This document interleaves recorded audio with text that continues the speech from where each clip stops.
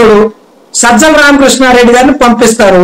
సజ్జల రామకృష్ణారెడ్డి గారు ఇప్పుడు గతంలో ప్రభుత్వ సలహాదారులుగా ఉన్నారు. వాళ్ళ పాత్ర ఎలా ఉంది? ఎమ్మెల్యేలు ముఖ్యమంత్రిని కలవాలనుకుంటారు, వాళ్ళకు ఉన్నది ఏదో చెప్పాలనుకుంటారు. మీ పోయి మీరు తీసుకున్నారు రెడ్డి గారు. మీకు అది అర్థం కాకపోతే ఎవరు చేయలేరు. ఇప్పుడు ఎంతవరకు పోకరిచ్చి బతకలేరు. జనం దగ్గర నిజాలను ఎక్కువ రోజులు దాచలేరు. సజ్జల రామకృష్ణ ఇప్పుడు షర్మిల గారు ముఖ్యమంత్రి గారి మీద ఆరోపణలు చేస్తున్నారు. ఈ రాష్ట్రానికి మీరేం చేయలేదని ముఖ్యమంత్రి గారు సమాధానం చెప్పాలి. లేదా రాజశేఖర్ రెడ్డి గారి బిడ్డగా షర్మిల గారు సవాల్ విసురుతున్నారు జగన్మోహన్ రెడ్డి గారికి. జగన్మోహన్ రెడ్డి గారు సమాధానం చెప్పాలి. సజ్జల రామకృష్ణారెడ్డి గారు అన్నిటికీ ఆయనే. సజ్జల రామకృష్ణారెడ్డి గారు కాంగ్రెస్ పార్టీతో షర్మిల గారి అంశంలో ఎంత ముందుకొచ్చి మాట్లాడతారో వైసీపీకి రోజు రోజుకి అన్ని ఓట్లు గోవిందా గోవిందా గుర్తుపెట్టుకోవాలి. రైట్. పార్థసారథి గారు ఏమంటారు? నమస్కారం అండి, అందరికీ నమస్కారం.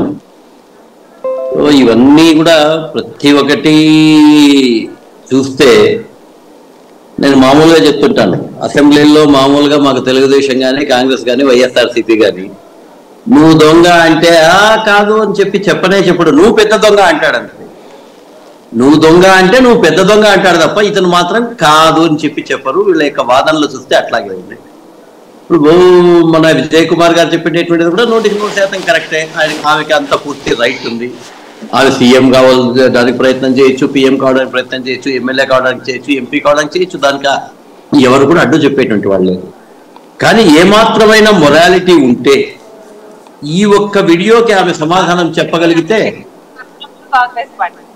ఇప్పుడు కాంగ్రెస్ పార్టీలో ఏముందమ్మా? రేవంత్ రెడ్డి ఒక దొంగ ఉన్నాడు దేవుడా.